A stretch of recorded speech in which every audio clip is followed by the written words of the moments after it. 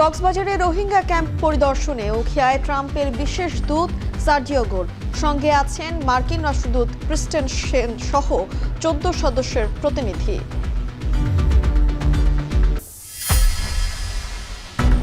মাঝ পাশেও কেন চাঁদাবাজি দুর্নীতি বন্ধ হচ্ছে না প্রশ্ন জামায়াত আমিরের। সরকারি দলের লোকজনই পরিবহন খাতের অনিয়মে জড়িত বলে অভিযোগ।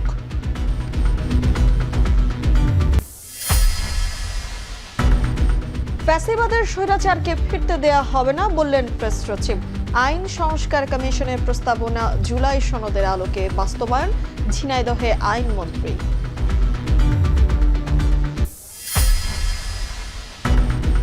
ছুটির দিনেও ফিলিং স্টেশন ঘিরে দীর্ঘ লাইন, পর্যাপ্ত গ্যাস না পাওয়ার অভিযোগ।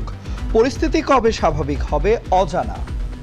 3 ঘন্টা সিরিয়াল দিলে পাম্পে 50 টাকার গ্যাস দিতেছে। যে প্রেসারে গ্যাস পাবো তাতে 2-3 ঘন্টা চলবো। দুইবার গ্যাস নিতে গেলে মনে করেন 6-7 ঘন্টা 8 ঘন্টা জায়গা।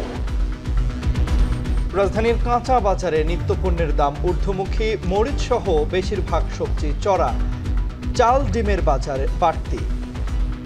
গত সপ্তাহ তুলনায় এই সপ্তাহ অনেক বেশি।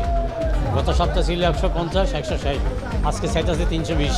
যে কোনো তরকারি 70 টাকা 80 টাকা কেজি, সাধারণ মানুষ কিনে খাইতে পারতেছে না। চট্টগ্রামে প্রকাশ্যে অস্ত্রের ঝনঝনানি, চাঁদাবাজি, গুলিবর্ষণ আর খুনোখুনি, আতঙ্কিত ব্যবসায়ী ও সাধারণ মানুষ।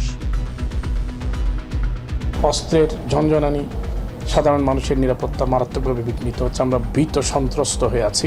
অস্ত্রধারী যারা সন্ত্রাসী আছে এদের বিরুদ্ধে আমাদের টলারেন্স 0।